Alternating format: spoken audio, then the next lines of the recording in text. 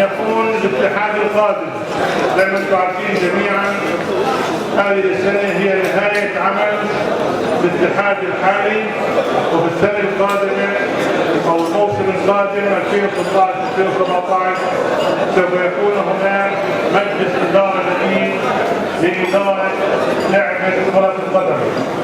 لا نستطيع إلا أن نشكر الإخوة في الأمان العامة الذين تواصلوا مع كل الأندية وأعطوهم كل الأريحية في تلبية طلباتهم.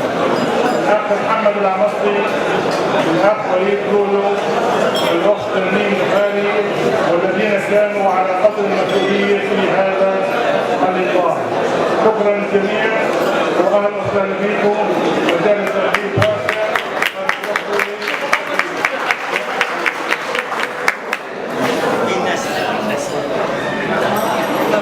يعني دائما الأولمبية على فكرة هي من البطولات عشان الأولمبية هي مباراة جميع الاتحاد، فشعروا ان احنا وصلنا اتجاه اكبر الشركات الوطنية على صعيد الوطن. الشركة الوطنية اللي كان لها دور كبير في رعاية دوري إيطاليا الممتازة، فبيسبقوا جميعا. نشكر الشركة الوطنية على هذه الرعاية الكريمة دوري إيطاليا الممتازة. شركة جوال لا نستطيع أن نتجاهل أو ننسى دور شركة جوال في رعاية الرياضة الفلسطينية وكل رياضات كانت سواء قدم أو سلة يد طائرة ألعاب قوى. فالشكر كل الشكر لشركة جوال على رعايتها في بطولة الإسلام، لا بل بكل المؤسسات المالية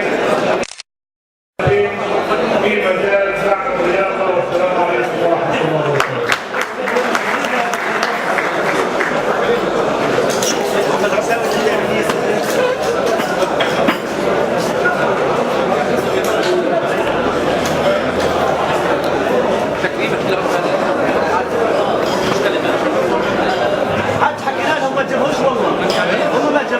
شكرا للسيد ابراهيم ابو سليم نائب رئيس الاتحاد، والشكر لكل من شكرهم على دورهم المميز. والان ننتقل الى فقره التكريم، فليتفضل الاستاذ والزميل محمد العمصي على بركه الله حتى نبدا مراسم التكريم للجان الاتحاد وطواقم التحكيم والاسره الاعلاميه على بركه الله.